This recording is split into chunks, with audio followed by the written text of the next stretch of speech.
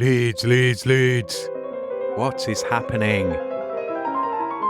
Welcome to Working Hours, an oral history podcast about a place called Leeds, a time called now, and an activity called work. Working Hours wants to record 1,000 loiners over the course of this, the most important decade in the history of the human species, and ask them about what they do all day and hear how they feel about it. My name is Simon, and this is all my fault. My mission here is to try to map out what my city, Leeds, a city that has declared a climate emergency, did during humanity's biggest emergency. On Working Hours, we hear how loiners have, are, and will be coping with our multiple and expanding crises during their day-to-day working hours.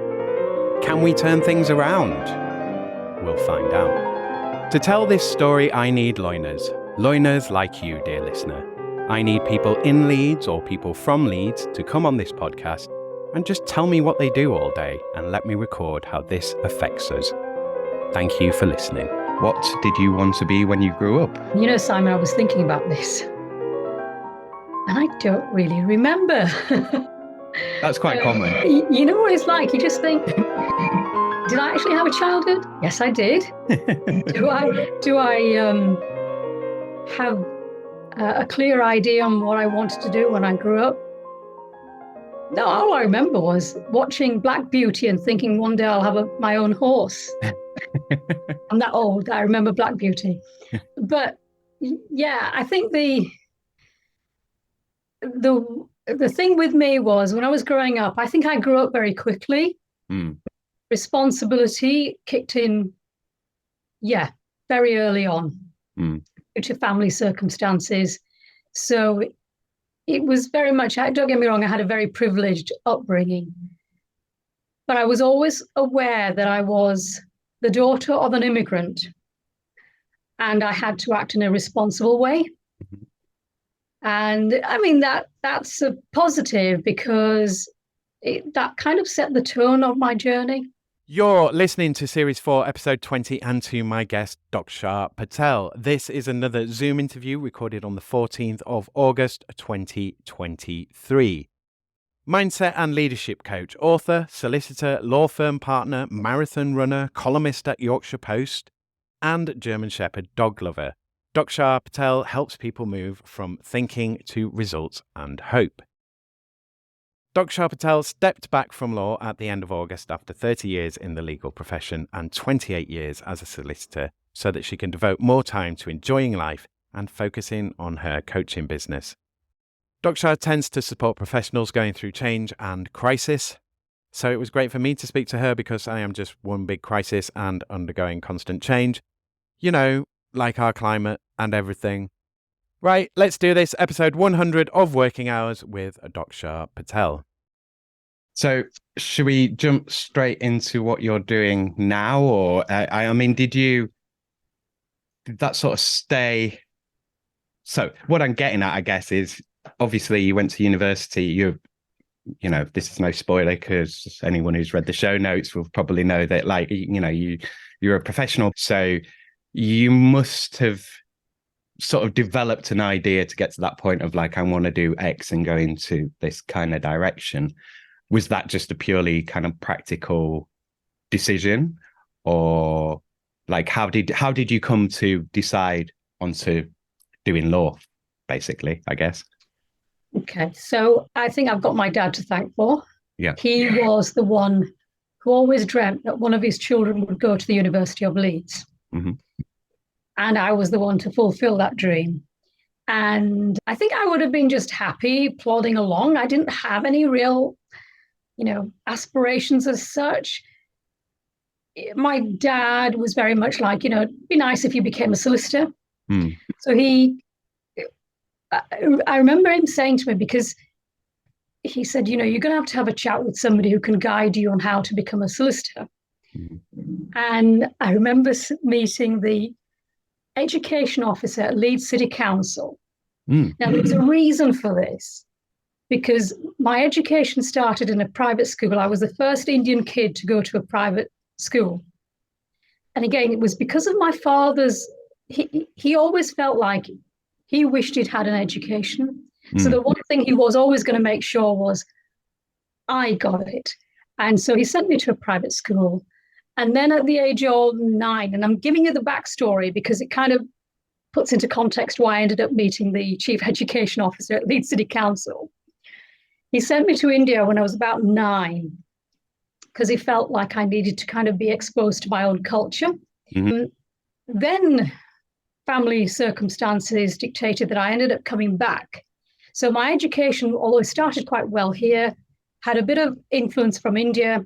And when I came back, I was almost at that halfway house where the education wasn't quite complete. And so he was very much like, you need to speak to somebody who can guide you on this. So I made an appointment at Merrion House to speak to the chief education officer.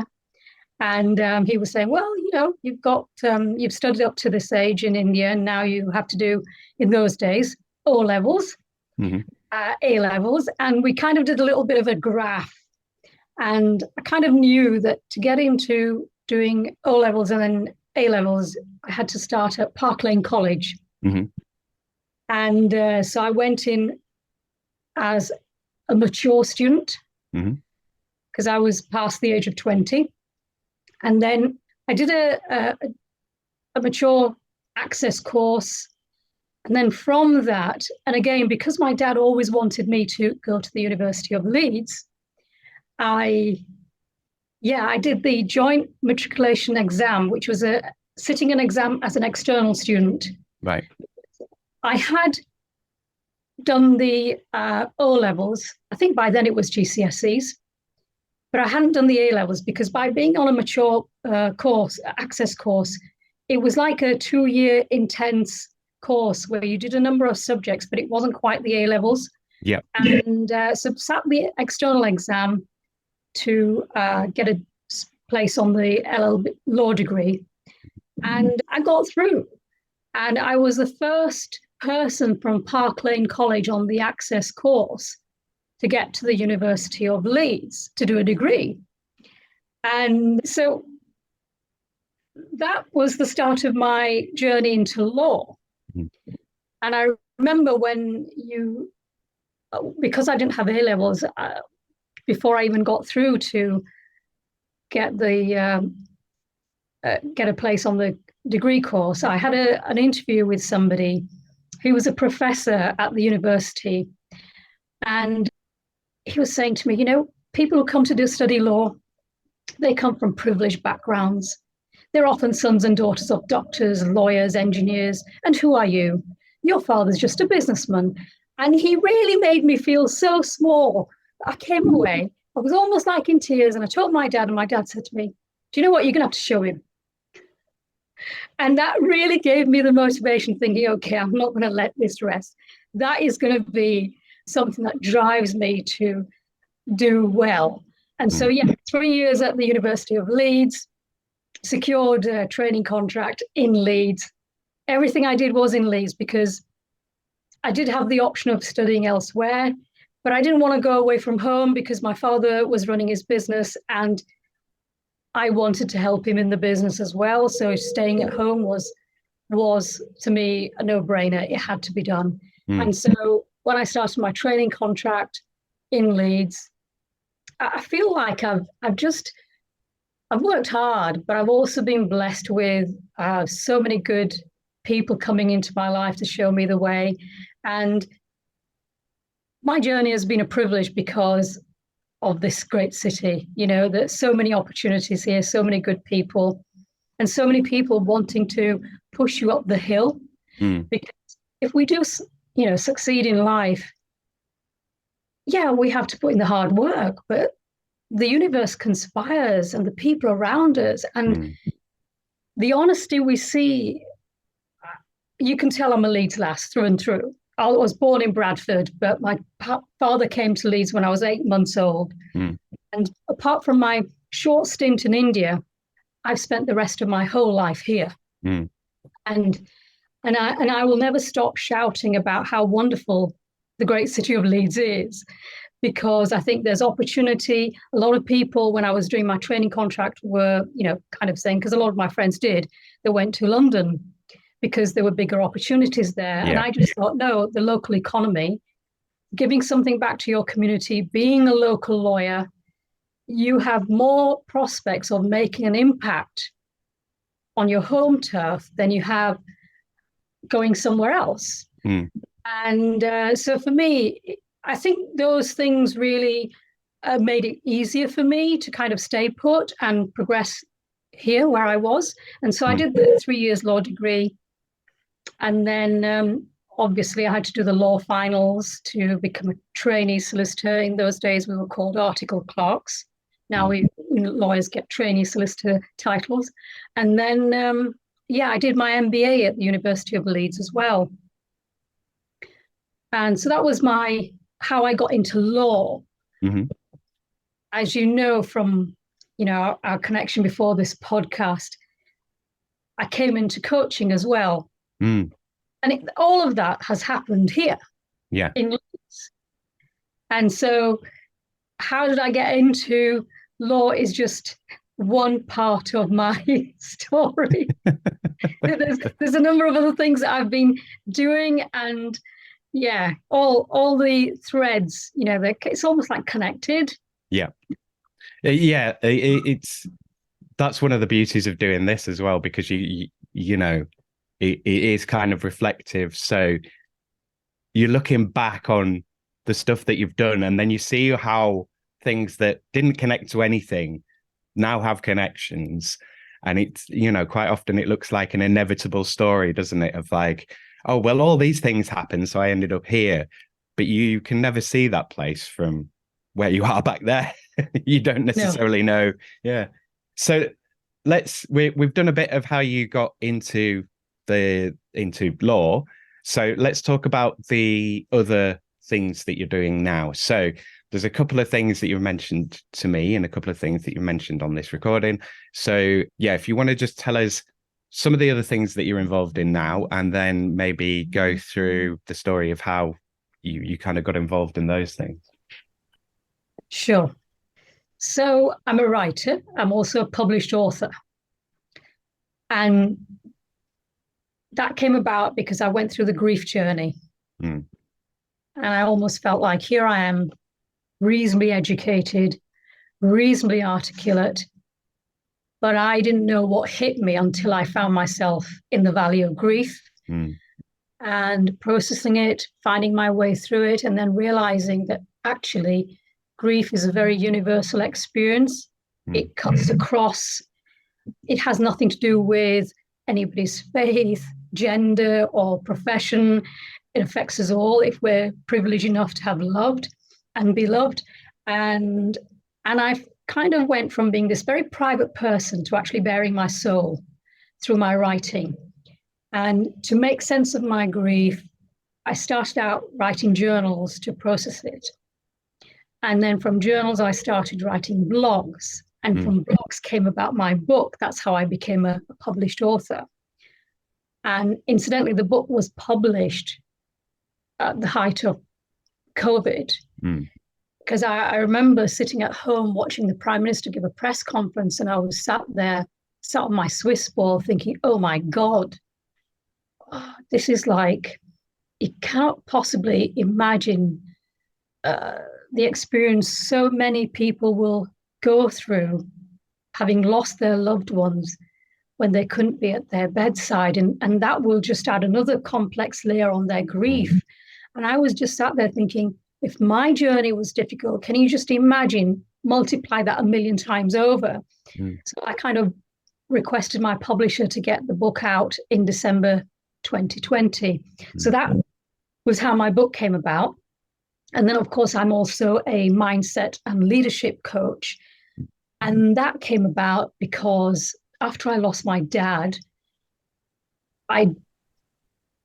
I went back into law. So actually, I must say that just before my father died, a year before, I was head of a department in my law firm. I was a partner in a national law firm. I was working long hours and almost married to my job. I was very career-minded, but I was also very aware of one thing that I'd always told myself, that, what's good is my education if I can't be there when my father needs me? So I thought, I'm going to be there for him. And I was juggling between my professional responsibility, didn't want to admit that I was struggling. And I was juggling with beginning to realize that I was becoming a carer on the home front because my father needed 24/7 care. And I just reached a point where I thought, you know what, something's going to have to give and it will be work. Mm. And I walked away from my career at a time when people would say, this is not a good thing to do because, you know, here you are at the height of your professional career, you're a partner in a national law firm. You could, if you walk out, you don't know when you'll get back to it. You don't know if you'll ever be able to pick up the pieces. And it was quite simple. I thought, no, I need to do this because I can't do justice to both roles. And what's more important is being there for my dad. So when I walked away from that, I became his full-time carer. But I also wanted to put things right because I'd moved away from being his daughter to becoming his carer. I didn't quite enjoy being a carer. I wanted to bring that relationship back. So that 1 year with my dad before he passed made me realize that there's more to life than just being a professional. Your family life is very important. And don't get me wrong, I got a lot of support from colleagues that I'd worked with when I wasn't working. So all of that gave me the energy to keep going. But after my dad died, I went back into law and I questioned everything about life, including whether I still wanted to do law. And that's how a very kind person suggested, why don't you have coaching? Because if you have a conversation with a coach, you'll figure out if you still want to do law. And I worked with two coaches. One was not a very pleasant experience because I came away thinking, this is not how coaching should be. And the other one, she was a local lady who qualified as a solicitor and then gave up law within a year and became a coach. And she's in Huddersfield. She's amazing. And she just gave me a couple of sessions, but I came away thinking, wow, this coaching thing is amazing. Why didn't I try this 30 odd years back, because it was almost like, when you have this quiet, sacred space where you're given permission to be you and to think through what it is that you want from deep within your soul. And you're reflecting because we all have our own answers. And that's what a coach does. They give you that platform and it's non-judgmental, it's confidential. You go to them saying, yeah, I'm stuck here and I want to be there. But actually there's quite a lot of other things underlying beneath that you need to dig through. But once you do, you then kind of start building blocks. How do you move forward? And having that experience with her, we only did a couple of sessions. I kind of thought to myself, here I am, 25 years qualified as a solicitor. Over the years, I've been lucky enough to be mentored by so many great lawyers. And I've also helped so many people from trainee solicitors to becoming solicitor and then associates. And I thought it's a no-brainer. I can give back. I will qualify. And I think having a lot of people out there are not necessarily trained coaches, based on their life experience. But I needed to know that I had the tools and the techniques. So I did the ILM 7 with a lovely coaching academy in Harrogate called Zenox. And so the ILM 7 is actually giving me the qualifications to coach senior professionals who are in operational roles. And it's a piece of paper, but actually, it gives you the confidence to sort of go out there and help people. And so from that, I've become a mindset because I think underlying everything, whether it's our personal challenges or our professional challenges, or even what we've been through during COVID, we all have the built-in resilience that sometimes along the way, we're able to compliment other people easily, but we don't necessarily compliment ourselves. And there's always two voices on our shoulders. One is the one saying, you're not good enough, or you can't do this. And the other one is saying, I'd love to do this, So I think it's just a case of actually having a coach by your side to help you realize that you're really, really powerful and whatever you want to do in life, you can achieve. You need to be more strategic about it. You need to be deliberate about it, because life is not a rehearsal. Mm-hmm. You can't wing it. But having said that, I think it's quite a good exercise to actually check in on yourself and make sure that you are actually investing time and energy in your personal development, your personal learning, your personal growth. Mm-hmm. Because when we grow up and we become responsible for a mortgage, family, work, and everything else, we forget that when we were growing up, we had certain aspirations, we had certain dreams, or we might even develop them later on in life, that, I'd love to do this. And if you know that you'd like to do that, then always make sure that that is something that you're aiming to go to, rather than putting that on the back burner because life gets in the way. Mm-hmm. So that coaching work that I do with my clients, I primarily coach lawyers, but I've coached surgeons as well as head teachers and people who are making a transition from a crisis to finding a second, work stream, if you like. It's really great to work with people like that, because they're kind of figuring out, they're feeling a bit stuck, but to help them feel unstuck. Mm-hmm. So it's quite a joyful journey to see them transform. And to me, that gives me so much joy, because you almost feel like I've had so many people have helped me. Yeah. And I want to help other people. And I also feel like life doesn't need to be mediocre. All of us, no matter what we're doing, we all carry the same challenges. And I remember, because I was a carer, and some people don't even register this because I didn't. After I lost my dad, I also was a bereaved carer. Mm-hmm. I never labeled myself as a carer, but then I thought to myself, I think I can't remember if I saw this on a billboard, but who can be a carer? Well, a person who works as a refuse collector can be a carer. A person wearing a pinstripe suit can be a carer. A person teaching or a teaching assistant could be a carer. All of us, potentially, no matter where we are in the pecking order, we're all equal. We're all carrying the same challenges of life. We all have responsibility for people, our parents, our family, our children. We all have challenges. And I think it's only fair that everybody gets the opportunity to thrive, no matter where they are. And I think this is the thing. It's not confined to a profession or anything. We're all going to go through the challenges of life and also the joy that we occasionally experience. And it's just a case of making sure that there is balance, because work is incredibly important. It gives us structure, it gives us joy. We learn so much, we collaborate with colleagues and people we serve, we get the chance to serve our clients and the people we work with.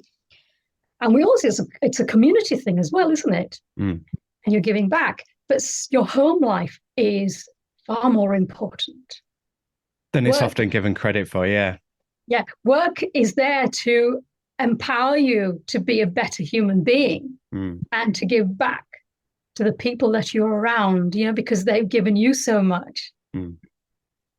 I think as well, because you could say, well, a person can tell themselves, if a person has the fortitude and the personal resources and resilience or whatever, they can tell themselves, oh, I can do that and I can achieve it. But from the coaching side, it's more valuable when it comes from someone else. It's that validation of like someone else is thinking it. And then to have someone, like if you are someone with a mentor or a coach, you are in a position where you've got someone that's genuinely, like, especially if they're doing the job right, is genuinely looking out for you and like working from a basis of knowing you're going to be most productive and work best when you're happiest, when you're striving towards something that's purposeful and meaningful. I mean, and you also said you got all that support in the role when you came into law, which is good. All of that informal support should be there.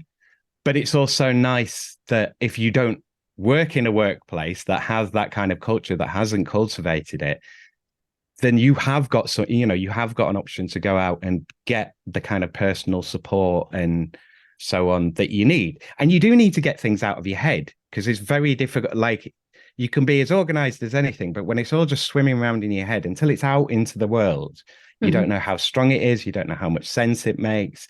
And just like, I can imagine that when you're speaking to clients as a coach, they have moments where they're literally saying things to you, and it's kind of the first time they've said it to anyone or said it out loud.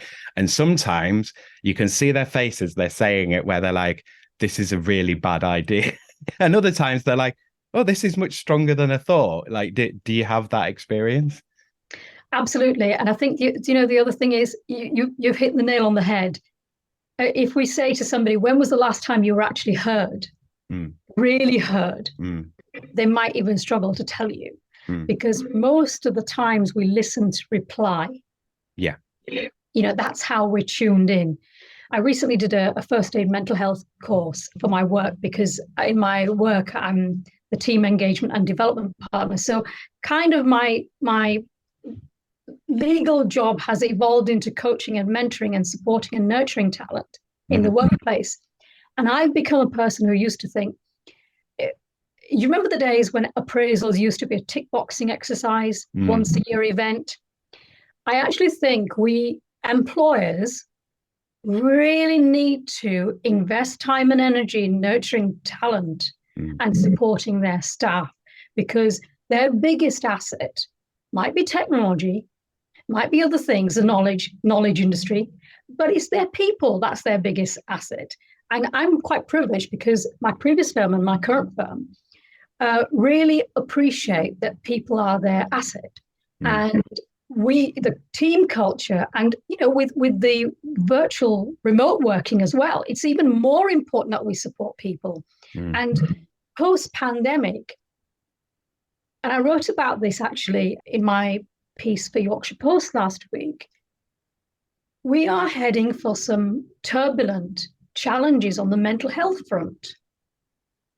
And so coaching, mentoring, supporting people in their personal and professional life should be a given. It should not be a nice to have, because every single person is juggling balls, and they need that space where, somebody is their cheerleader. As a coach, you are a cheerleader, but you're also there to challenge their blind spots, because a lot of people say, oh, I don't know if I'm good enough to do this, or I'd love to do it, but I don't know if I can do it. You need somebody to encourage you, but you also need that space where you're allowed to articulate what your deepest desires are, and whether and how you can make that a reality, and have a plan. Because I can share this with you. Like I said about when I lost my dad, it was almost like it was quite, difficult experience for me. And I was blessed enough to be supported by a bereavement counsellor. And it was the first time I had counselling.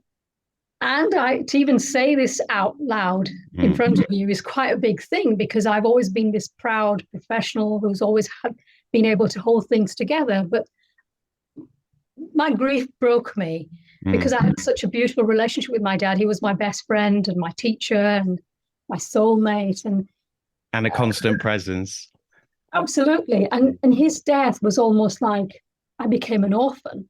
Yeah, well, it's like the world has been completely changed for you. Yeah.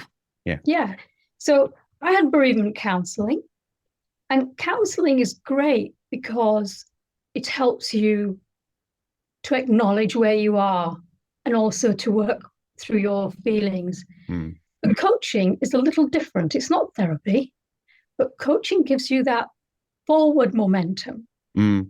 Because at the end of the day, it's good to acknowledge where you are, work through and dig deep a bit, but it's also good to have something to latch on to move forward. And sometimes when we're going through a very difficult patch, you really need that ladder. You can look up and say, yeah, I know I've got it. Well, I can have a sense of where I'm heading. And I think I've got the tools, I've got the right people in my corner. I know I'm going to get there. And you've got that little hope that pulls you through. So it's a little bit like opening the door and there's a ray of light. Mm. And I think also when you go through any challenge, whether it's a health crisis or losing a loved one or, even losing a job, it can throw you off balance completely. Mm-hmm. And so you then need to be able to kind of don't hesitate to ask for the right people to come into your world and give you a helping hand. Because at the end of the day, you can do it, but you need people around you. And I suppose in a way, you're right. I think it's quite a powerful tool. And I think we Brits have this stiff upper lip thing. We don't like to ask for help. Coaching is big in America and is beginning to get some recognition in the UK. But I actually think we really need to make it the norm because we all need it. I would absolutely agree. One of the other things that I'm thinking about based on what you've been saying, like it's made me think of, how do I want to put it? Talking as work. If you think of, like, I know any organization I've been in, when you think of the execs and so on, most of the work that they're doing is meeting to meeting to meeting to meeting. And a lot of it is, yeah, sure, it's making decisions, it's making deliberations, it's making judgments on information, because a business is just an information machine largely. And they're making decisions, but it's all talk. But then how we value talk outside of that context, it's kind of like it's not valuable. But it is incredibly valuable. Like so much of our work, so much of the construction of our entire world is through language, through voice, through talking, through discussion. And I think the other thing that you said that was really key there is about sort of having space or creating space for you to actually think about what you want. And that's part of why I'm doing this podcast, because there isn't spaces for people to just talk about normal things. It's always like it'll be an expert talking about something or someone talking about a group of people. It's like, talk to the people. Don't talk about them, talk to them. So I think this is like, it's a nice kind of reflective space for anyone to just sort of take some time and think about their work and maybe think about it in a different way that they haven't before, but also just put across their view. It's kind of like a weird extended CV, I guess. But yeah, I think it's really valuable. I think, you need those spaces for discussions. Like I can give you another example. I know so during the credit crunch, I was still working with the unions and so on. And then as austerity came in and there were all these cuts, there was loads of people who had been in jobs for a really, really long time and had not had to look for anything. They'd been comfortable in a work role. And one of the things that the unions were doing with that and with those groups, what they found was that they needed, first of all, like just a session where everyone could just voice their frustrations, their emotions, their upset, their worries, their fears, and just go through that process. And that's so vital before you can then start moving on to okay, well, right, we've done where are we now? Now we can start looking at where do we want to go? How do we get there? Those kind of questions. Yeah. And you so often you just don't get any of that space. You're just kind of left to just sort of, well, you make the decision, you get on with it, you do it. So I will move into, well, we'll do a little bit on the Yorkshire Post. Let's, because you mentioned that. So how did that come about? I assume that was off the back of the book. Actually, I'm trying to think now. So when my book came out, yes, there was a piece in the business section about me. But after that, when our late Queen passed away in September last year, the business editor asked me if I would write something for the day of the funeral. That's quite an honor to be asked to write on the subject of grief. And in that moment, I actually I feel like I'm losing another parent again, because the Queen had been that constant figure in our lives. Stability that she brought, suddenly I found myself at sea, and I thought loads and loads of other people feel the same. And so I wrote on grief. And that's how my weekly columns came about. And I was writing every week, and then I had a bit of a pause early this year, in about April, I think. And I now have a permanent Friday column. And I wrote one last week on the subject of loneliness. Mm. So I'm quite political, Simon. So, but when you talk about politics, you almost feel like, and I'm not apathetic, but recently with politics, I've almost felt like, are we banging our head against a big brick wall here? And I must say, as much as I like the fact that Liz Truss had a stint in Leeds, I didn't think she did justice as a PM. But so I found I don't want to go into politics because I can't really make an impact there. But one thing that I'm deeply passionate about is empowering our senior citizens. And so in my Yorkshire Post articles, I want to raise awareness of the challenges they face. So things like online banking, closing the bank, high street banks, branches.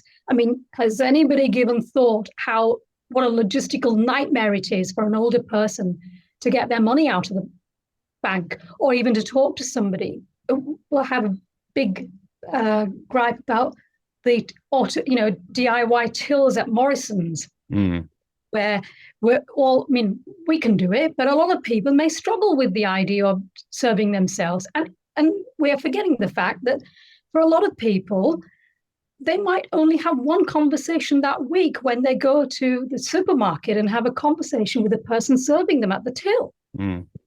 Supermarkets have never given their staff the credit that they actually are semi-counselors as well, because they always say, good morning, how are you? And there's a conversation that happens. And we're depriving our people, some people who are on their own, of this community connection. And I think supermarkets have a community responsibility. So I get passionate about these things. I always think at the back of my mind is always the case of, if my dad was here, how would he cope with all these challenges? And I was also a volunteer. You will have heard Dame Esther Ransom set up a charity called the Silver Line. And this was in 2012. So at that time, I'd just given up work and I was caring for my dad. It's to support people who are on their own over the age of 60. And I was a volunteer with Silver Line for 6 years. And one of the ladies I supported, she was 84 when we first connected on the telephone. I would ring her once a week. And she passed away last October, so she was age 90. And I tell you, Simon, when I started out, I thought, I'm volunteering my time, so I'm doing something good. Actually, it was the other way around. That lady gave me so much. She taught me so much about life and how to appreciate what we are given in life. And she took more interest in me. She would always ask me, how's your running going? Which race are you running now next? You know, she always asked me. And she became a real friend. And I kind of thought, okay, the reason why I mentioned the Silver Line is because I think we have a growing number of elderly people who are living on their own.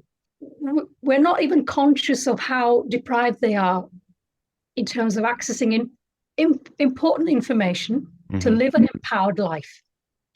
So those of us that know about this and have the means of expressing their challenges might create an opportunity for providers of services to think a little bit carefully and make allowances for this very sizable proportion of our population so they don't feel left out. So that was a long answer to your question in terms of what I did for the Yorkshire Post. Apologies.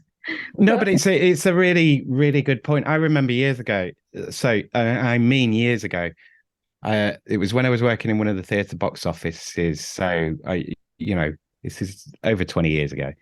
And a colleague that was working with me in there, and she was saying that, like, she was talking about, she had a really good, close relationship with an older family member. And she was saying that as a society, she says, like, I can see us in the future looking back at this sort of time and how we treat senior citizens, older people, and so on, and just viewing them as kind of like how the Victorians sent the children to work.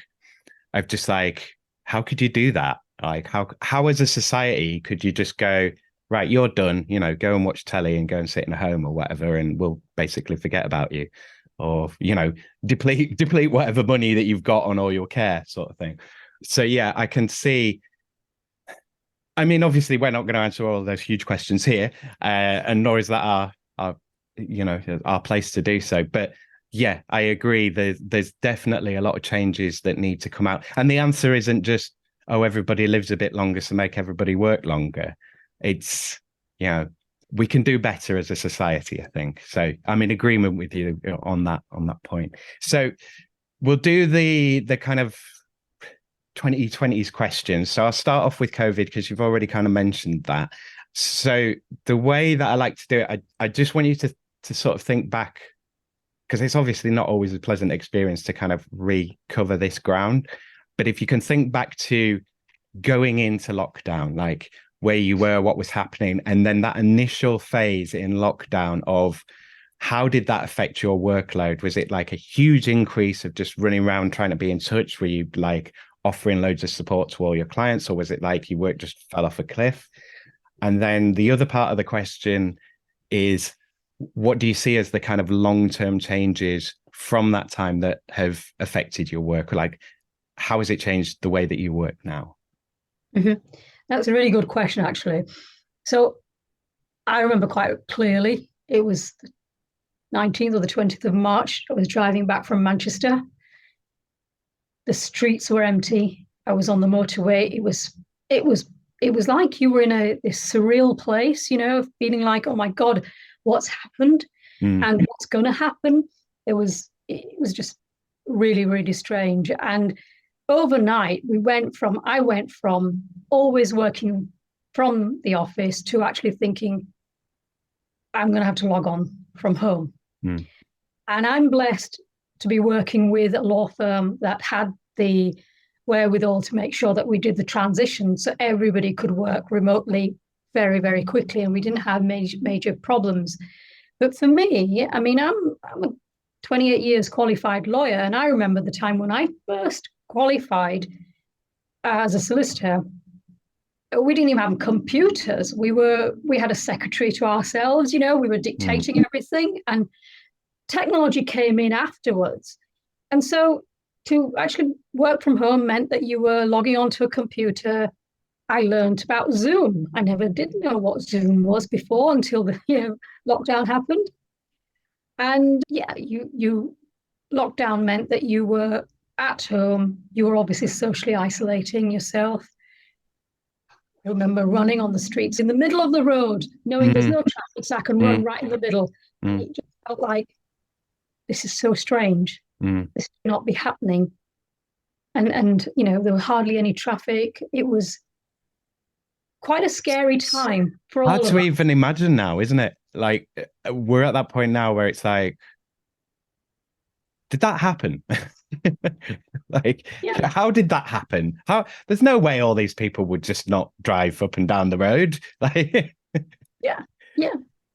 It's quite funny how sometimes we forget what we all went through during the pandemic, because it wasn't just people in Yorkshire. In terms of how it impacted on my work, well, everything went online. And whereas in the past, if you were speaking to a client, you would do it on the telephone, we started to do Zoom calls. And it became an expectation that when you were returning a call to a client, you were trying to do a conference call via Zoom, because that was one way of establishing and maintaining connection. Another thing that you had to do with regards to connecting with colleagues at work, and again, I work with colleagues who work from different parts of the world. So we started doing team meetings, connecting more often than before, so that we could support one another emotionally. And I made it my mission, because I know what it's like to go through those dark days when you totally feel all alone. to actually reach out to people and just check in, saying, do you want to meet for lunch and coffee at, via Zoom, and just have a natter. And it was something, and that's how I actually ended up becoming a team engagement development. So I went from a clinical negligence lawyer to becoming a team engagement development lawyer, because it was almost like thinking, yeah, we really need to do more to support people on their mental health and well-being front, and also to make sure that we are creating a culture in the workplace where people feel inclusive. Individuality is respected, but we create a more respectful, culture. And so, yeah, that was the main change. And in terms of, I think, better life-work balance, I wasn't commuting anymore, and I would not want to go back to the 2-hour drive. In fact, it was 4 hours in total to and from Manchester, or even traveling on the trains, going in a packed train. No way. I would never do that, because I'm always conscious of how do I reduce my carbon footprint and pollution. So, I had a new car by then, and I was actually telling myself off, thinking, why did you buy a new car? Because you hardly use it. You're walking everywhere. And lockdown also gave me the chance to fulfill my long-held dream. So I grew up with a German Shepherd. My dad had one. And I always thought one day I'll get a German Shepherd. And obviously working from home now, I thought this is a good time to do it, because I can do justice to looking after a puppy. And so that happened during lockdown. And he is still my personal therapist, good for my mental well-being, on all fronts. And so that was a change that came about because of the lockdown that we went through. And I think in a way, the lockdown was an opportunity to count my blessings, to also realize how much we need to connect with one another, have a community spirit. So I'm only mentioning this, that, when the Queen celebrated her Jubilee, 70 years on throne, I threw a party in our front drive, because I live on a very busy road. And I thought, it's important that we neighbours get together and we mark this, because we've been through pretty much a very hellish time. And I remember one of my neighbours in their late 80s said, we've lived on this street for 40 odd years, and because it's such a busy bus route, we haven't connected with some of the neighbours, and this is a great chance to do it. And I thought, you know what, we need to make this an annual event. So connecting to the community, getting to know people around you and be there for one another, was something that kind of hit home to me personally. Yeah, so the COVID actually has changed so much. And now everything I do, whether it's my legal work or supporting my clients, everything I do is online. Yeah. And I prefer it, because I'm not tired after I finish my work. I can do my 2.5 hours of walking with my lovely dog. I can get my runs in. I've got more energy, and I've got I think a lot of people who are working remotely, I think the one things I would say, I know some people are insisting that people go back into work when they can still do their job from home. I always think, remember, you're not just employing an individual to do their job for you. You're employing an individual who has a life. Yeah, you're supporting a family, you're supporting a person, you're creating their ability to exist within this society. Quite right. So respect their life. If they're happy and they're able to juggle their family responsibility, then they'll be more productive at work. Exactly. Give them the freedom and trust your employees to be able to get the balance right. Don't micromanage them, because that really demotivates people. And so some companies are insisting that people go back to work, people with children, people who have, parental caring responsibilities for their parents, or health issues. Give them the freedom to work around that so they can be their best in every aspect of their life. Don't demand that they come back into the workspace. And there are other ways we have to invent so that we can still connect and, collaborate with one another, but not do it at the cost of, and also let's do our bit for the pollution. reduce the pollution by actually not spending, the people driving. How many cars do we see with one person in the car? Exactly. Yeah. Doing a journey day in, day out, when in fact they could easily do that work from home. Yeah. Yeah. Even if they're going in hybrid, like 1-2 days a week, just to have someone in the office. And there is that, like, I understand from the other side as well. I met a lot of people who really didn't like working from home, like, and you need to have a reasonable setup. But also, like you say, the isolation, a lot of people they're not good with it. They'd rather be in an office. They'd rather, even if they sit in silence all day, at least they're in there with other bodies and like they see people and, they might say hello here and there. But that's really important to a lot of people. We need to get the balance right so that people who need to go into work for their mental well-being, they should have the opportunity of doing that. And those who don't want to or can't for any reason, we need, and they can still do their job, then let's respect that. Let's work around it rather than think. I think the relationship, I think there's more responsibility on the employer to be more than just the employer and be the second family to the staff and the individuals that they employ, because they're going to get more out of them if they actually respect them. I mean, because I worked in a training background for sort of years. And so I've heard a lot of employers talk about, the benefits and the gains of training and investing in the staff and so on. But you also hear from the other side of just like, the expense, and that's too much for us to take on and all of this kind of stuff. But one of my favorite quotes about the sort of training thing is like, what if I train them and they leave? And the flip side being, well, what if you don't and they stay? Like, do you want to constantly? So another thing I was listening to recently, like there's this legend that, you keep wages low, and if you just have a turnover of people, it doesn't really matter.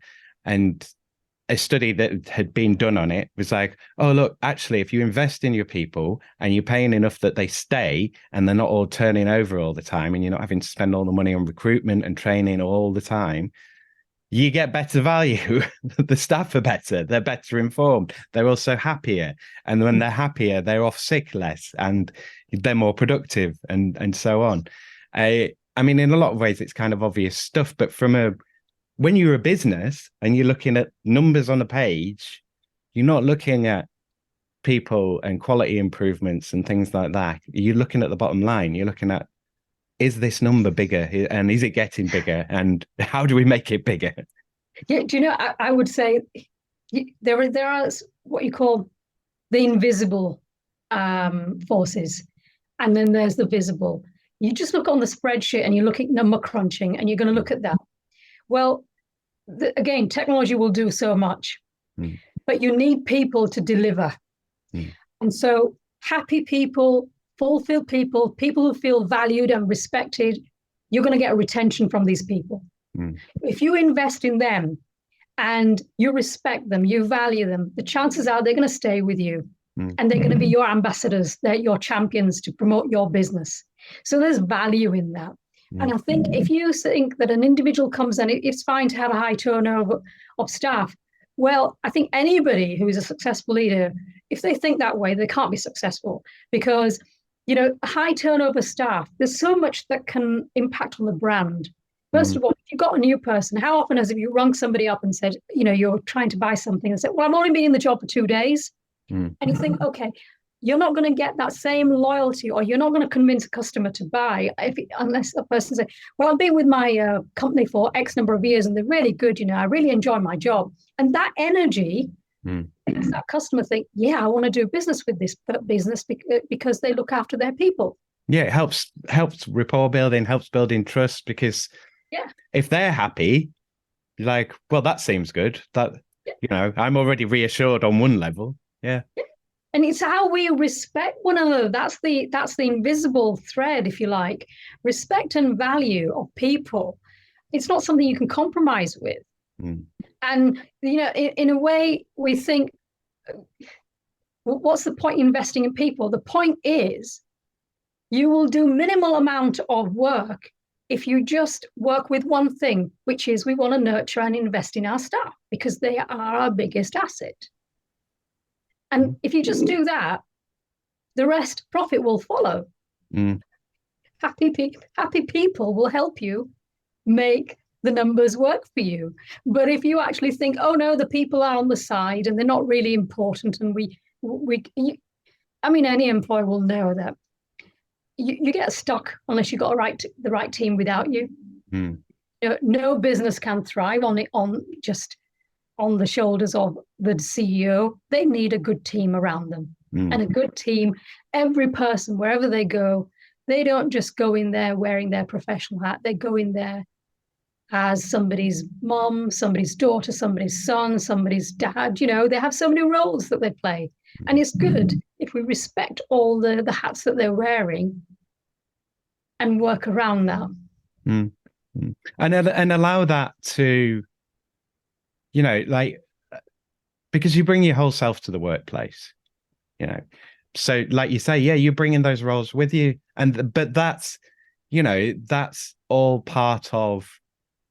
So I'll give you an example again from the show. So Emma Berman, who does Playful Anywhere, and she was talking about, just having when she first had kids and just being sort of caught in town and like they need the toilet immediately and you can't find anything and you're trying to do all these things. And it's like, she realized that if she'd been designing the city centre, it wouldn't look like this, and you need those other elements because if it's not in your thought, you won't think about it, but somebody else will, like if you've got a mum on the board, she's going to be able to bring certain perspectives. If you've got a dad on the board, like all these different roles, they can bring other elements in so that you have a more fully rounded, more robust kind of design, execution, delivery. All those parts can work better because they're richer. I think that's, because that's the whole point of the having diversity within your groups, isn't it? Of like, bring in the other elements, the things that you can't see, that you won't see. So I'm just thinking, have we kind of exhausted COVID? Do I want to move on to the next question, or do you have anything more to sort of add at the moment?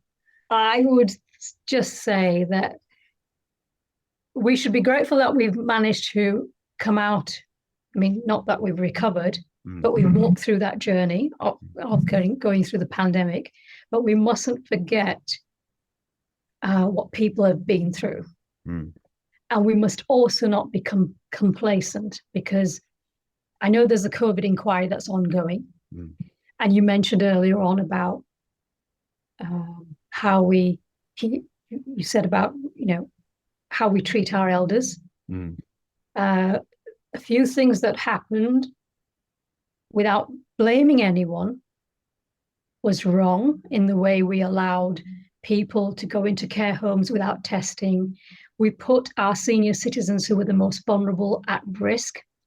We have a heavy burden on our shoulders, and we need to just not think, okay, we're out of it now and we can go back to normal.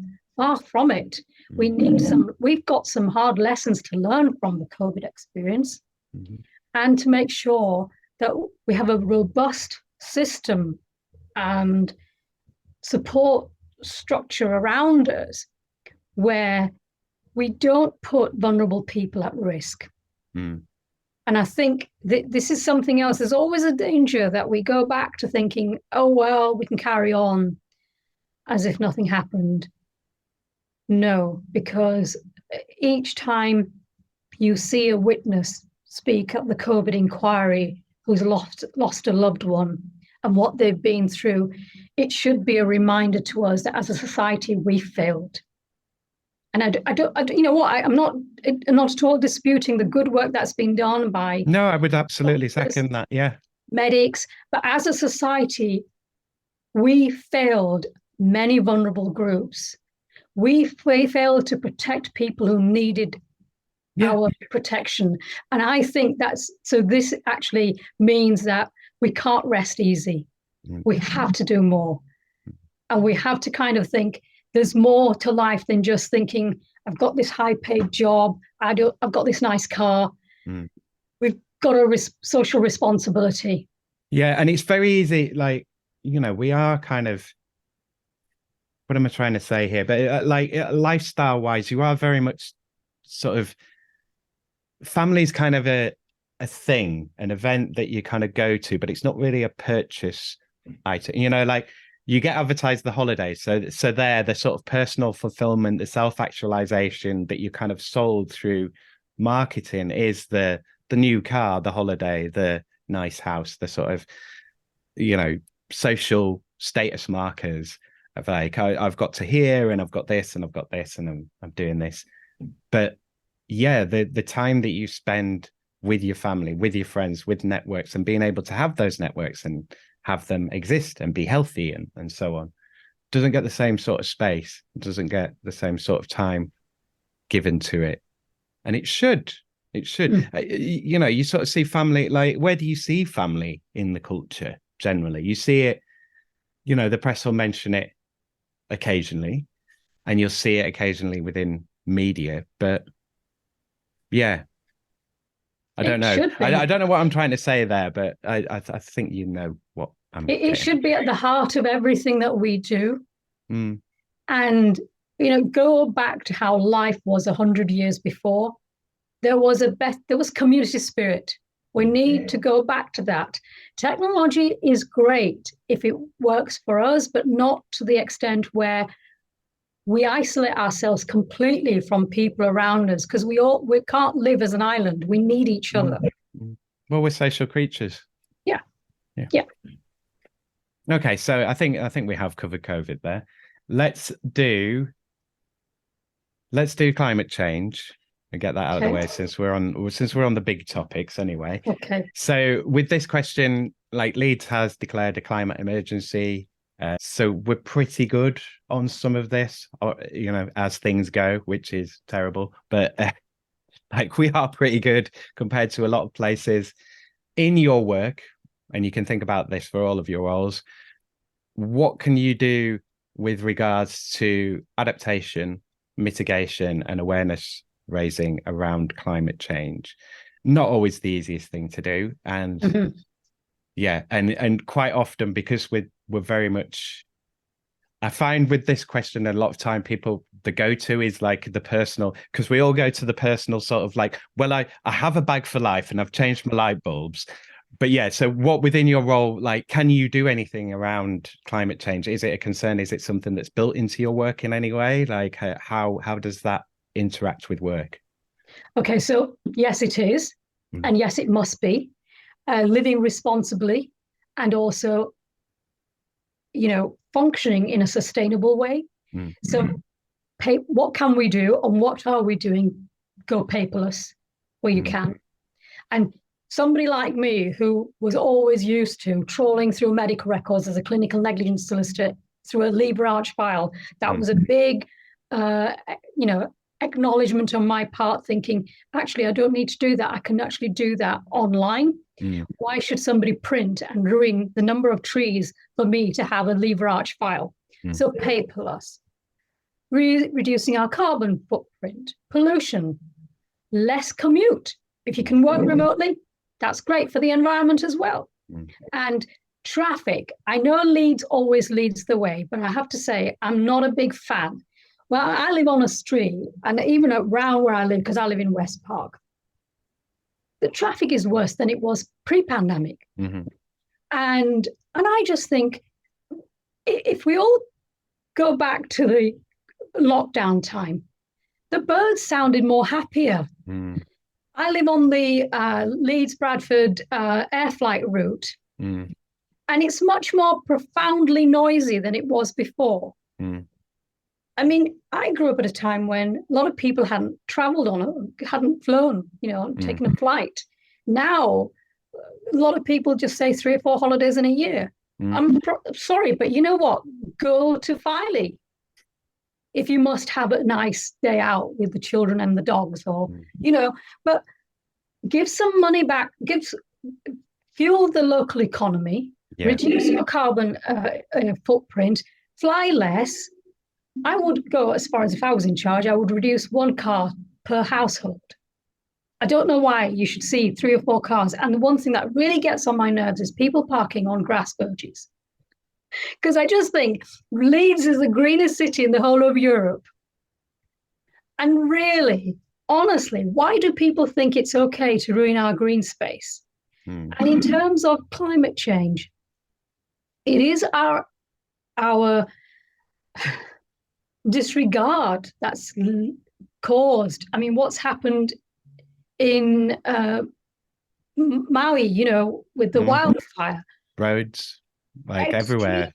weather conditions. Mm. It is because of us not being respectful to nature. Mm. And I think, whether it's making sure that we revert more to electricity than gas, the government should really make purchasing an electric car more affordable. Same thing with gas central heating, make it affordable for people to invest in the energy that will actually not damage the environment and the climate around us. So I think it's climate change. Every single individual is going to have to take responsibility, because otherwise, what kind of a world are we leaving for the next generation and the generation after that? Mm. And I would draw this back to COVID as well. Like you said, we failed with COVID. And I agree, because, we knew it was coming. We saw it coming. We watched it come. And then we still didn't do anything until the last minute, and then did the bare sort of minimum. And I've said on this podcast a number of times, that's not an easy thing to do. As a government, any government, to see that coming in and what you do, it's not easy. Right? It's hard to get that bang on right, but you had time. You watched it. You literally watched it come towards you, and did nothing. And okay, so you could make an excuse of freeze, flight, fight, whatever. It's like an adrenaline fear response of you. Okay, you just froze. Maybe, but I don't think that's the case. But we're doing exactly the same thing with climate change, 30 odd years of we need to do something about this. Everything's going to get worse. We need to do something. And then you see disaster after disaster, from Katrina to now, and each one's bigger, each one's worse. It all goes through the news. You see the dramatic pictures, and then it just disappears, and it's people eating ice creams again, and bumper hot weekend, and it's the whole, again, we're watching ourselves fail at it. But I think that's very much the image that wants to be presented. But I see as well, there are a lot of people, most people are thinking about it. Most people are worried about it. And I think a lot of what is presented through the media is very much trying to create this impression that really isn't there, that people are just no, we want to burn everything and just set fire to everything now. I don't think that's what most people want. Most people, I think, do want something done. But again, if you go back, just look back to 100 years ago. People weren't using plastic the way we're using it now. We're in a disposable society. You once got a television that set, if you did get one, it wasn't 100 years ago, but when you got a television set, it had a lifespan of about, I don't know, for the rest of your life. And now it's almost like, I don't like the look of a 20-inch screen. I want a 40 or a 50-inch screen, so go and buy it. We're in a disposable society is creating more wastage. And this idea of, you used to go shopping for your fruit and veg, or buying ready-made meals. Home cooking would not only give you healthy food, it would give you also the joy of cooking at home, sitting at the table eating homegrown. And my next door neighbour, she's got a fabulous greenhouse, and she has loads and loads of plant pots of tomatoes and cucumbers and all sorts. And we could do so much to, nurture the environment, but also nurture ourselves in the process. We don't have to keep rushing to the supermarket to get our ready-made food, because just think about it, there's a knock-on effect to every single thing we do and the way we live. And so the scarcity with water, every time we have summer, we get hose pipe bans. And you just think, why? Why? Because there's a lot of abuse. There's a lot of taking, I think we don't respect our natural resources as much. And so, we're probably giving lip service to climate change. we're behaving as if it doesn't affect us. It's not here. Mm. But, even the gap between what we would like to do and what the government is actually doing and making people, follow it through is huge. Mm.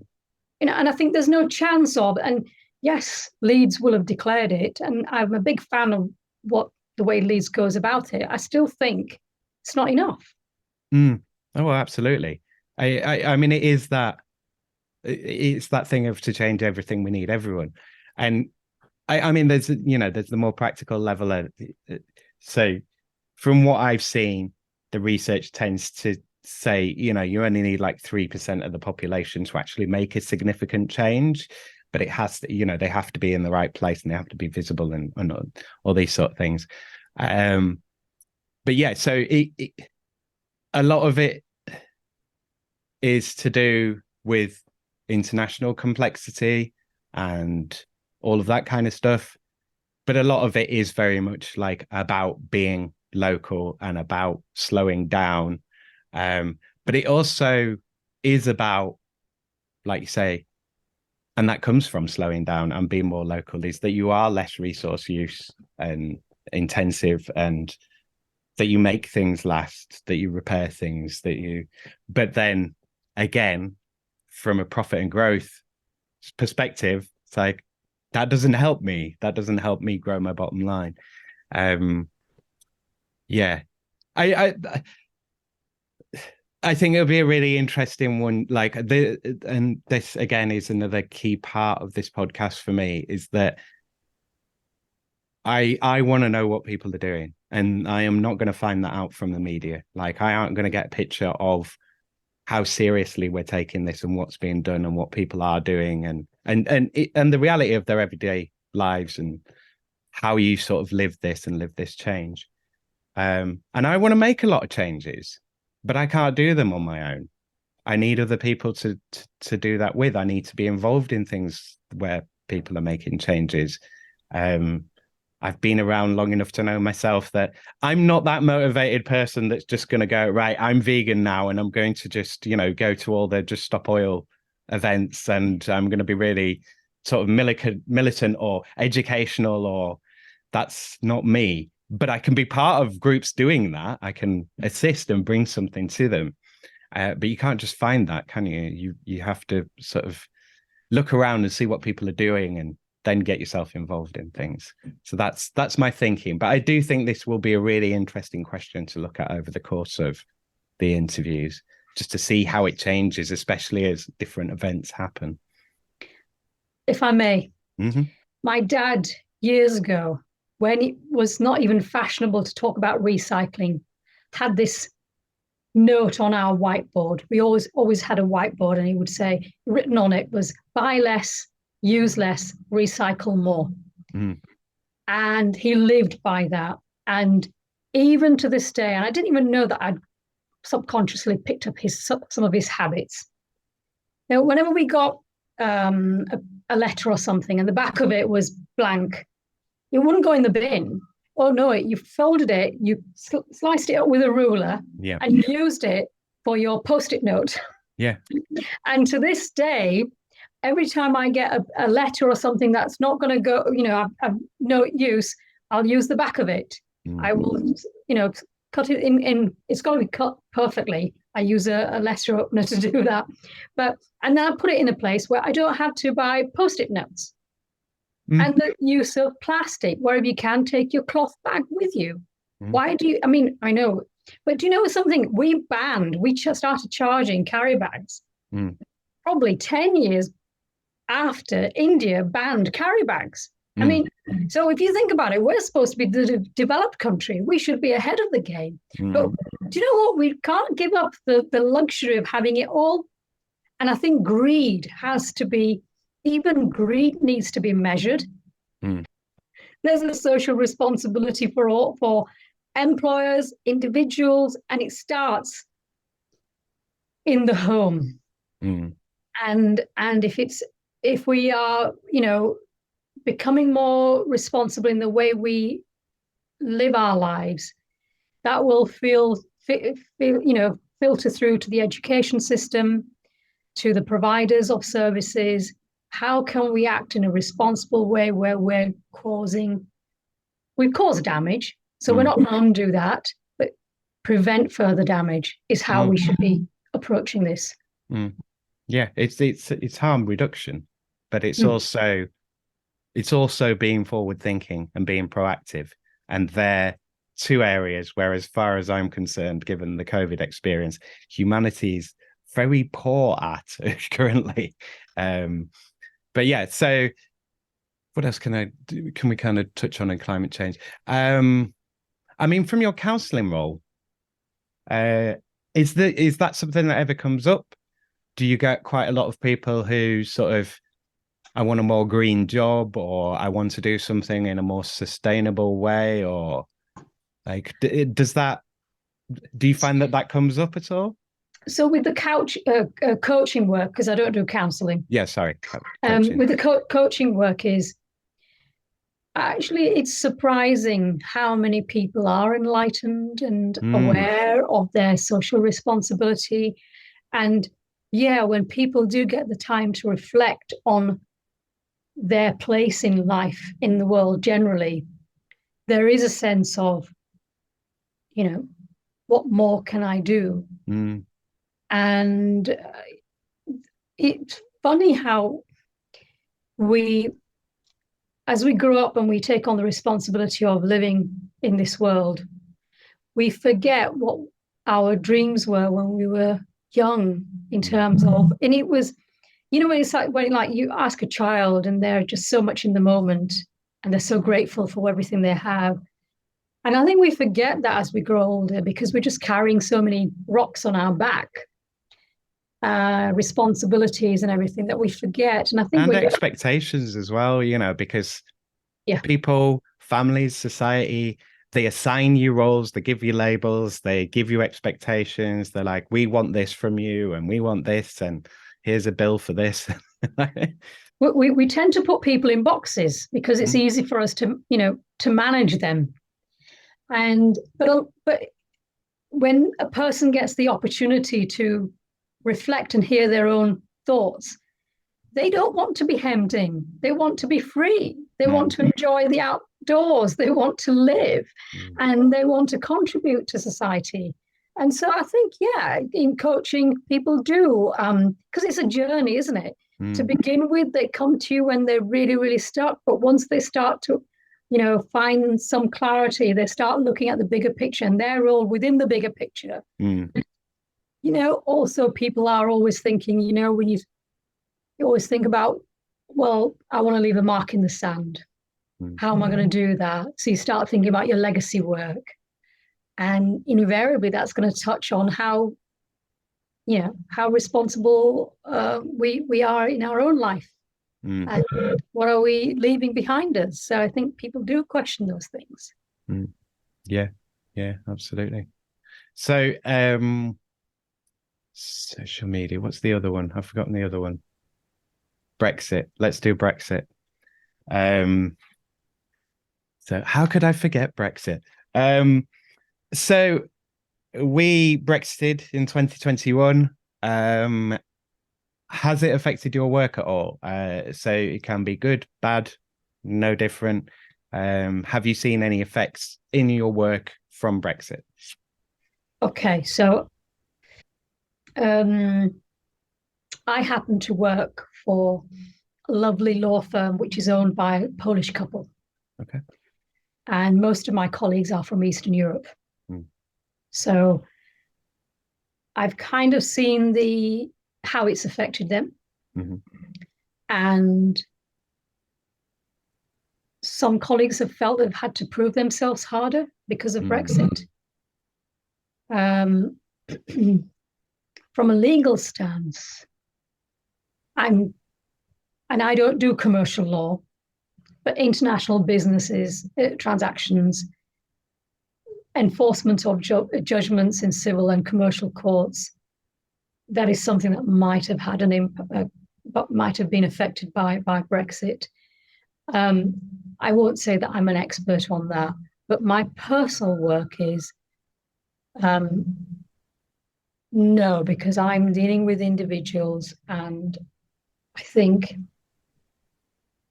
it's made me appreciate that the world is much more smaller than I thought it was. Mm. So we all need one another. And I think with Brexit is we're going to have to make peace with our European partners, show respect, because we need them just as much as they need us. Mm. And yeah, as a country, we're resilient. We're going to make it work. But I'm also glad that Boris Johnson is not in charge because he antagonized people. Mm. And you can't have a narrow view on this. There's a domino impact of anything that we do. And Brexit was such seismic, wasn't it? Such a huge thing. Mm. But I think in the history of this country, we are where we are. We've just got to make peace with it and make the best out of it. Mm.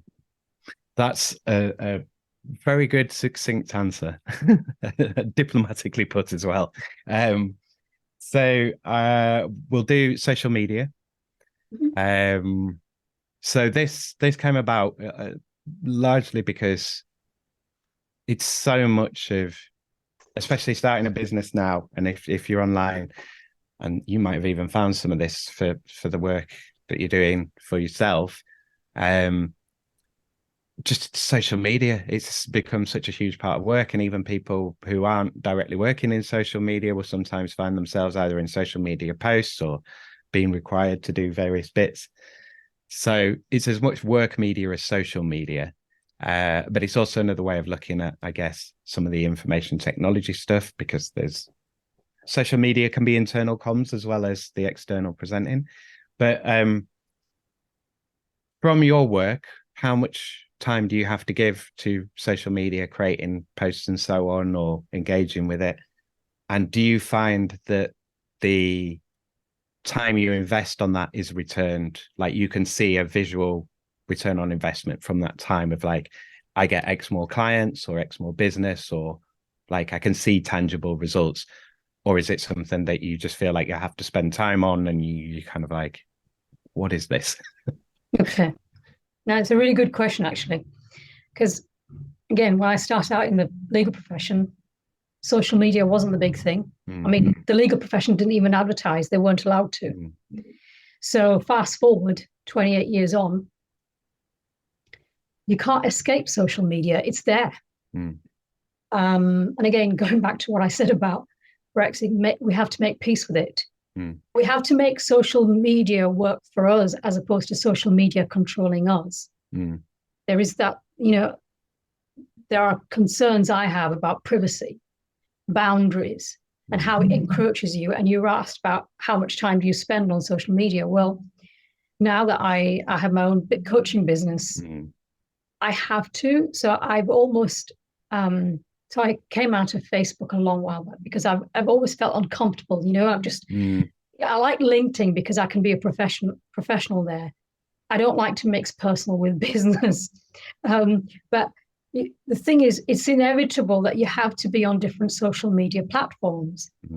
And there are lots of people out there, experts, who tell you to kind of make sure that your messaging is correct and everything. And I always feel like, first, you've got to be respectful. Second, you've got to remember why you're doing what you're doing. And third, you've got to make sure that you're sharing information that will help people. You shouldn't always do it with one lens, which is, I want to get something out of this. Because that always follows if you actually are coming across as somebody that people like you and they, respect you for who you are. So social media, it's there, like it or not. It's going to be with us. But actually, I think we talked earlier about mental well-being. I personally like the idea of doing no more than a couple of hours sometimes and then switching off, because unless I put boundaries, you can get sucked in and then you lose perspective. And also, we talked about isolation. People feel they're connected to the world if they get so many likes on their social media. That is a dangerous place to be. Yeah.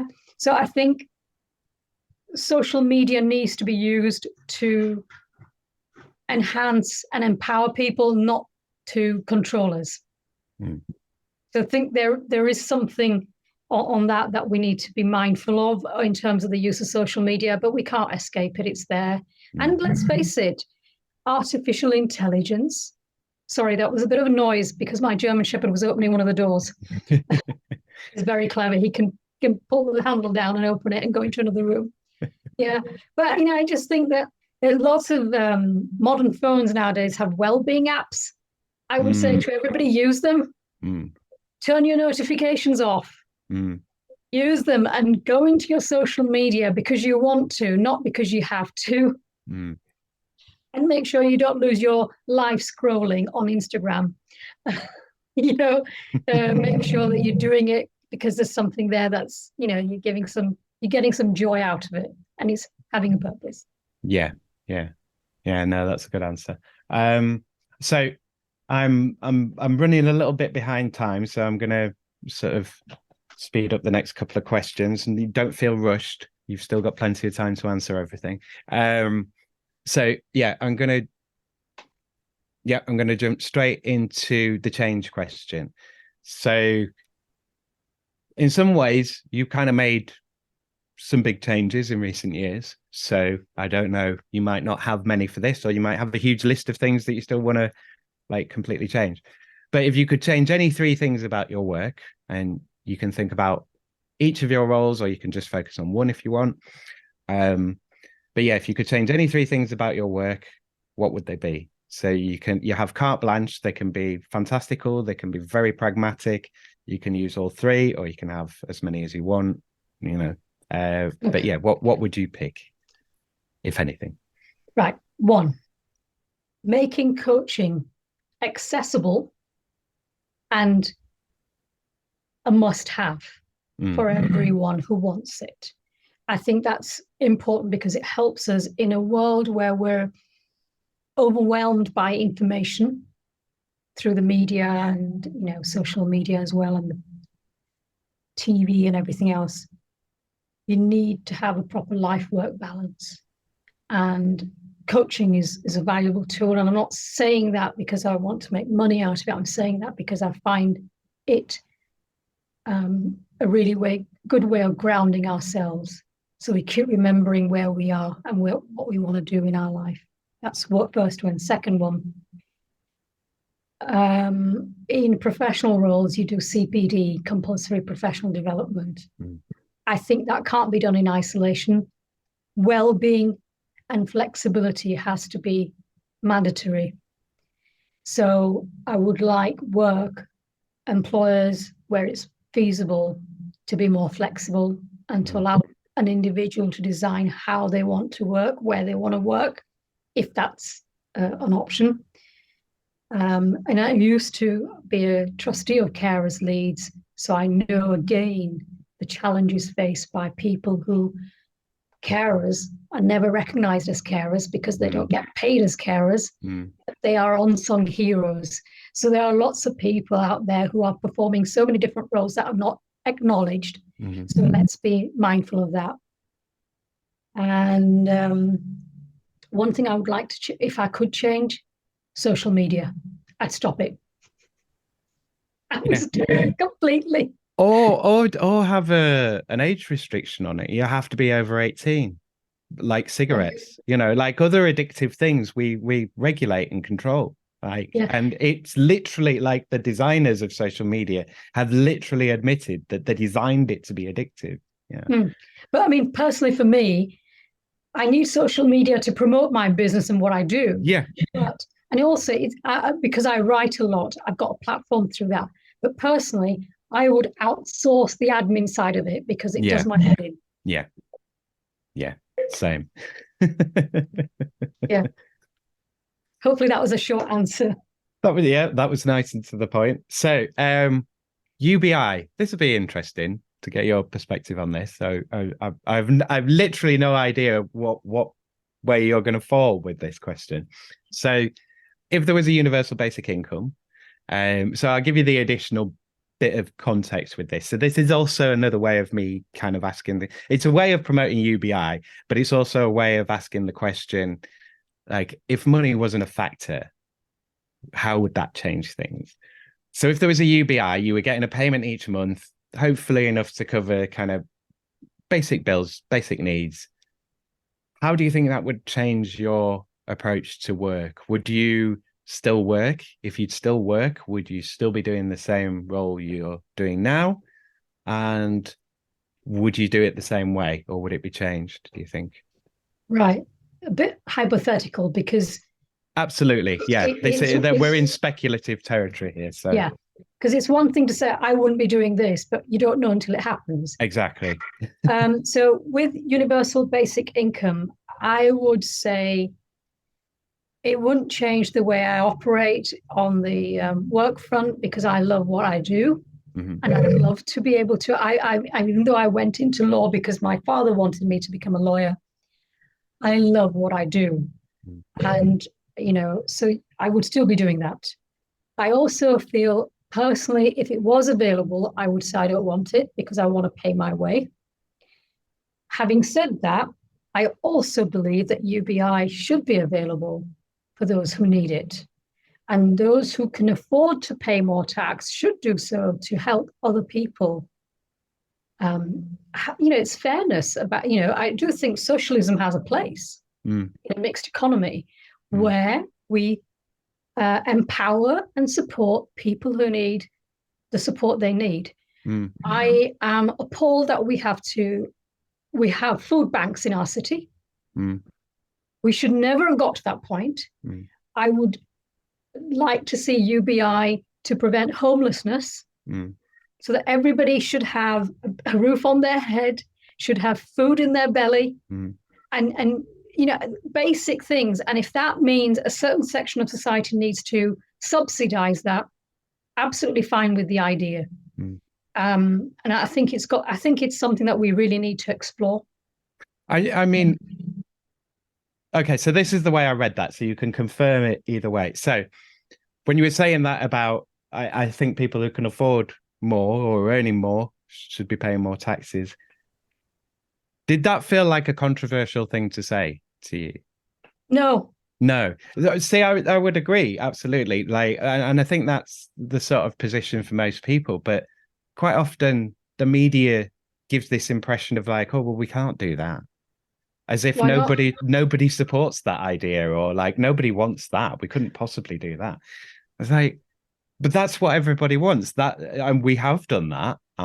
So why is this so difficult and hard to do? Yeah, but I just wondered if you when you were saying it as if like, yeah, this is a radical kind of proposal, but it's not. It's straightforward, logical thinking, isn't it?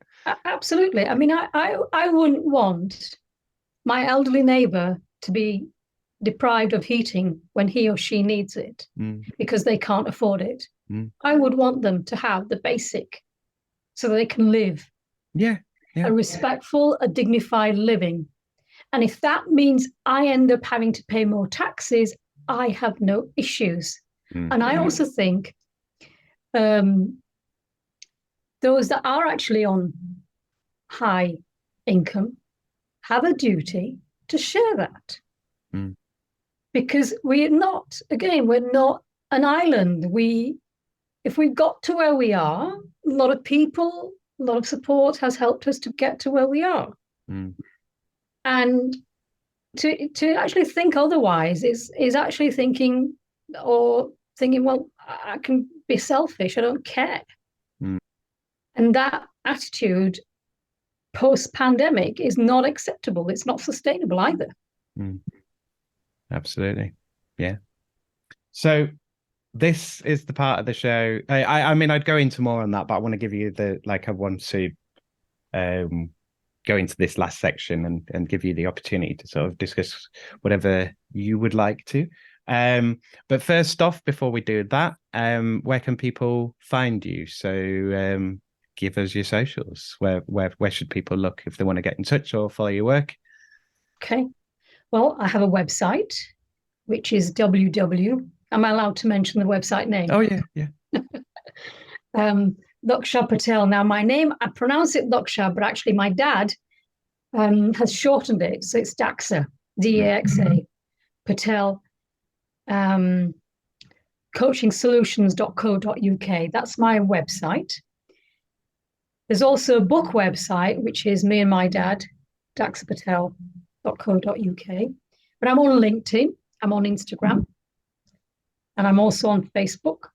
You can get in touch with me through there. Do you want to plug the YEP article? Yeah. So, if anybody wants me to talk about anything in particular, which is a concern for their elderly family member or a friend that they know.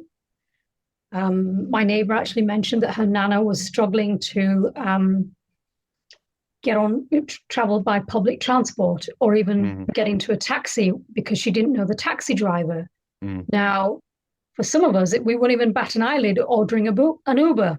But for an elderly person, that's quite a big step they had to go through. So, any challenges that they feel or any concerns that they have that they feel is not being, supported or not thought about, let me know. I will be happy to talk about it because I'm very well aware that just writing about it is not enough. You just need one person to even pick up on that and think, yes, this is an issue that needs to be addressed. Then hopefully, another one with concerns that elderly people have is the 10-minute GP appointments. Honestly, how does that work? Your GP is the only person that possibly an elderly person will say, do you know what? I don't feel great. And then you're going to say, oh, no, you can only talk about your one issue that you've got, and we've only got 10 minutes to do that in. It's just wrong, morally wrong.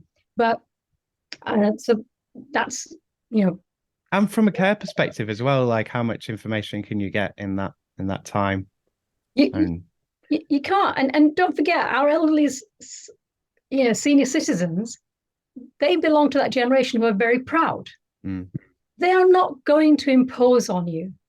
But you might be the only person that they can share with that they're struggling. And we can't just close the door on them and say, oh, we've got, X number of appointments to go through, therefore we can only give you 10 minutes of our time. Yeah. Because you might be the only person they see in that whole month, for example. And they've made the effort to come to the GP appointment. I'm not criticizing GPs. I'm just saying the way we approach primary health care, there's some radical wholesale changes that are needed there. Because NHS, I know it wasn't built for what it's having to deliver at this moment in time, but we really need to invest in it. Yeah, I would agree with all of that. So this is the point in which I throw it over to you to talk about anything that we might not have covered or that we might have missed or overlooked. So if there's anything that you want to, or any questions you want to ask me or anything at all, now is your time. This is your moment to shine. Well, thank you very much, Simon. I'm very grateful to you for having me on your show, seriously. And I really love the fact that you're actually interviewing people from Leeds to talk about, our experience of Leeds. And like you said, it's nothing to do with being an expert. We're all batting for the same side. We're all going through the same challenges in life. Yeah, we all are experts in what we do. Yeah, quite. So I'd like to mention my book only because I bared my soul because I felt like something has to come out of what I went through, which is to say to people, if you find yourself going through the journey, first, get help. There's nothing to be ashamed of. Secondly, you're not going out of your mind. Grief is a healthy response to love. If you were blessed to be loved and to love someone, and then feel grateful that you've had that experience. And grief has enormous power to, if I was having a conversation with my dad 10 years on, he'd be surprised what I've been up to in the last 10 years. I became somebody who didn't run to becoming a marathon runner. All the things that I've achieved, because it was the grief thing. I had to do something to anchor me to move on in life. Yeah. So my book is just,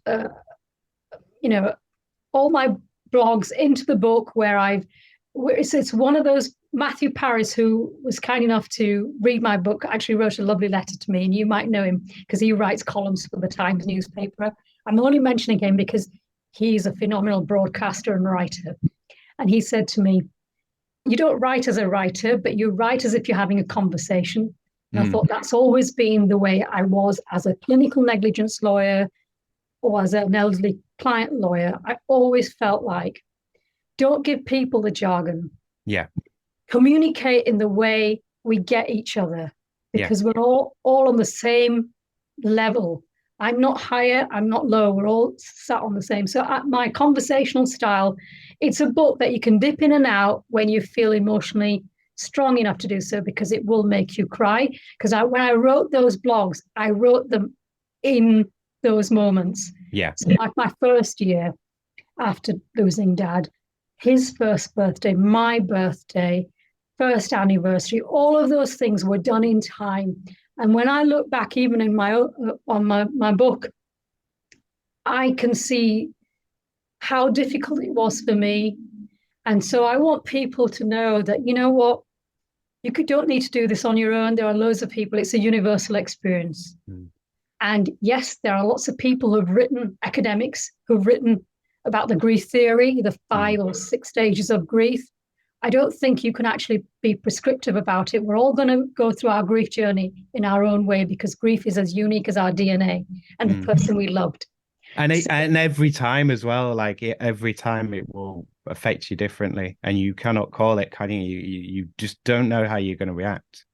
No, you have to give yourself permission to embrace it, walk through it, and live with it. And also remember, it's not something, one of the things that I used to find surprising. And on reflection, I used to do that before I went through the journey. You kind of want to fix people, don't you? So when you see somebody who's lost someone, you'll say, when are you going back to work? In other words, when are you going back to normal? Nothing is normal once you've lost somebody significant in your life. You have to learn to live a different life. You become different. You grow as a result. So I think grief is something that I now always feel like, as a society, we don't really know how to talk about death and dying and grief. Absolutely. And that's what my book is about. So I want to mention that in case somebody, it's on Amazon, by the way, in case somebody wants to read it. It's called Me and My Dad, A Journey Through Love, Loss and Life. The second thing I'd love to mention, if I may, is my work as a mindset and leadership coach. So I currently coach lawyers and other professionals fully with the knowledge that every individual is carrying their own challenges on their back, and they're similar to anybody else. And so I help people through crisis, change, and, also I help people advance in their career. I help people work through any relationship challenges they may have, help people who've gone or been overlooked for promotion, which can happen, or sometimes somebody younger than them gets promoted and they get left out. That can be challenging to deal with. A lot of people have been through furlough. A lot of people go through redundancies. They are changes in our life, or that's a form of loss, if you like. Oh, absolutely. Yeah. So my job as a coach is to be somebody's sounding board, allow them that sacred space where they can think through, and they all have their own answers, but to have somebody walk with you that journey where you have an hour to have that space allows you to keep going forwards.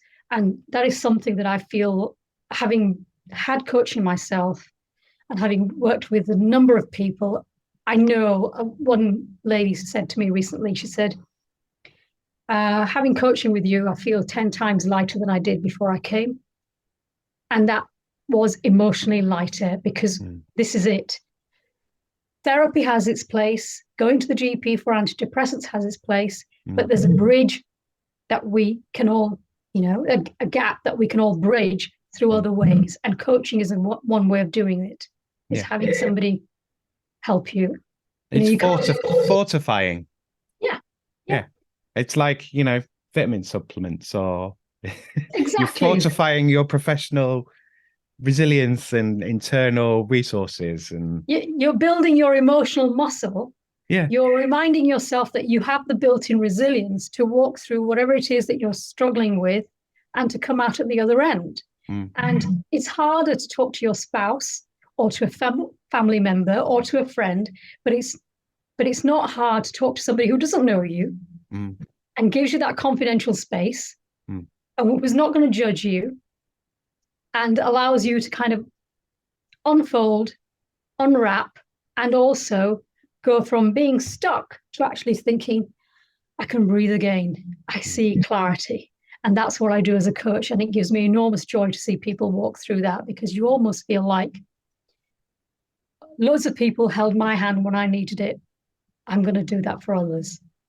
But we just have to ask for help. Right. That's a brilliant out point. So I'm going to leave it there, unless you've got anything you want to add or anything else that you want to say. It's been an absolute pleasure, Simon, coming on your show. Good. Thank you for doing it. Like, it's like I say, it's a weird thing to kind of sell to people. It's like, it's fun. You'll enjoy it. It's a good time. Because it's like, what, work? Talk about work. Oh, God. But it is quite fun, isn't it? I mean, you're mainly, as a guest, you're mainly just talking about yourself and what you've done. You're talking about real stuff, so you don't have to embellish or make anything up. It's just like, it's a really straightforward chat. So it's just quite nice, ideally. So yeah, thank you very much for doing it. It is. Thank you. And can I just end on a personal note? Since you are aiming to interview 1,000 people from Leeds. That was a stupid idea. I think what you're doing is absolutely amazing, and it's great, because do you know what? Recognition on your home turf is so important to all of us. Isn't it like being validated by your parents rather than your teacher? You need somebody at home to say, you're great at what you do. And you mentioned earlier about unions, your connection with the unions. So in one of my former lives, I was a trade union lawyer. And I was a trade union lawyer for 12 years. And 2 years ago, the Lord Mayor of Leeds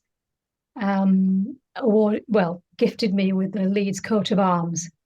And I was so deeply touched. I thought, hang on, you can get recognition from other people, but to be recognised in your own city for services rendered to the trade union. And I just thought, I'm not sure if I deserve it, but it's so nice. But, it's almost like if we start at home in whatever we want to, we will thrive if we give back to our community first. Charity begins at home. So whatever we want to achieve in life, start small, start local, and then if it goes out and reaches other people, that's a bonus. But always have your community in mind, because that's where the magic happens. Yeah. And again, I would second all of that. And I would just sort of put a cherry on it, start with yourself as well, because it's that, as we know from COVID, it's the put the mask on yourself before helping anybody else. Because if you can't, if you're not in working order, you can't go and help other people, or you can't help them as much as you would be able to if you were better in yourself. You need to look after yourself as well and look after other people. It's funny you should say that, the oxygen mask analogy. In my coaching, there are a lot of people who come to me and say, just talk about work. And I say, hang on, no, you can't have a successful coaching session with me unless we are able to go into what's happening in your personal life as well. And that there has to be quite a lot of work on yourself, self-care, because it is absolutely what you said is put the oxygen mask on yourself so you can carry on supporting the rest of the world.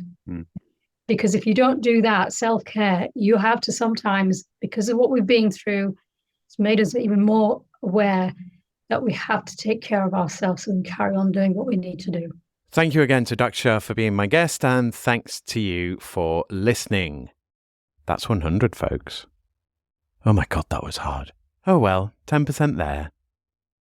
So, this is it. This is my celebration. All that effort and time, and the result is, well, it's 100 episodes.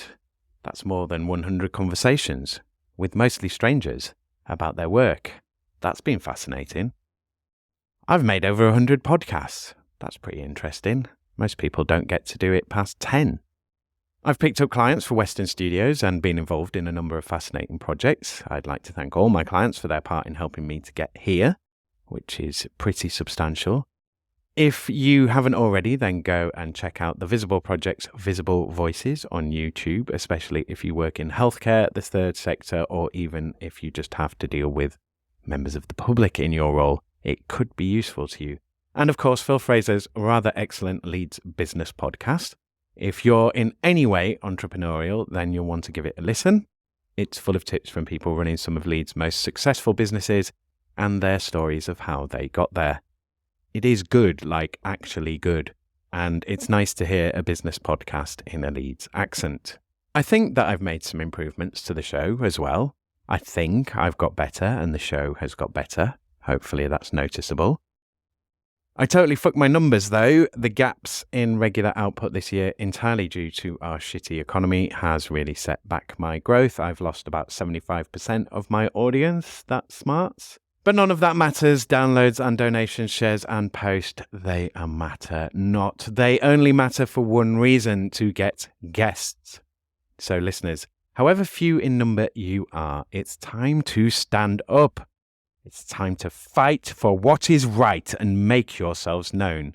For I have a mission for you. That's right, I want you to talk to people about the show. Be tentative at first. Talk to the employers and business owners you interact with in your life. Start with asking about podcasts. Do they listen? Say you've heard of a Leeds podcast that anyone can be on. Don't say the name yet. Ask them if they'd be on a podcast and ask if you think they'd say good things about their work. By now, you'll know if they're interested or not. If they are, you can follow up with talking points about the questions on the show, and always be closing. Then drop the name of the show and tell them to give it a listen. There's loads of episodes. You'll be able to find something of interest. Then I want you to pick two numbers between 1 and 12. The first is the number of people you will engage. The second is the frequency in which you will engage a potential guest or listener. I need postal workers, hairdressers, waiting staff, administrators, office managers, utility workers. I mean, you name it, I pretty much need it. If you go into a weird shop, see if you can get a staff member from there to be on the show. I mean, you listen to the show. Who do you think might be good? Who would you be interested in hearing from? There's not everything going on in Leeds, but there's a lot of it. When you think about someone's work, think about what they might say on the show, and then go and ask, see if they'd be willing to say it. That's your mission. I've given most of you 100 episodes for free. Please get me a guest or two in return. Like, if there's 10 of you and you each got 10 guests, that's like another 100 done. So, you know. Special mentions here to my Patreons, both those that joined and left and those that stayed. I haven't asked if the Patreons want credit in, so I won't mention them by name here, but again, thank you. You're all legends. Special mentions to everyone who donated, especially the incredibly generous donations from Stanley. If by any chance you're listening, you're a legend, sir. And you've really no idea how much you helped out the show. So again, thanks, man. Seriously, thank you. Thanks again to everyone else who made a contribution or helped out in any way. Christine, Thomas, Rick, again, big thank you. Thanks to Peter and Hazel for having me on their shows. Thanks to Paul for putting me in Culture Vulture.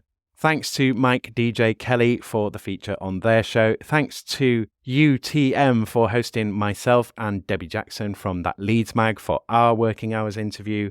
And of course, thank you to anyone else I might have missed. Email me if I missed you. And Debbie, if you're listening to this, thank you so much. I'm not sure you've literally got more guests for the show than I have, but you're definitely not far behind me.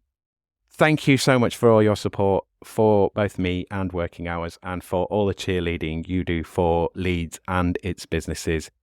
please give a Leeds Award to Debbie Jackson.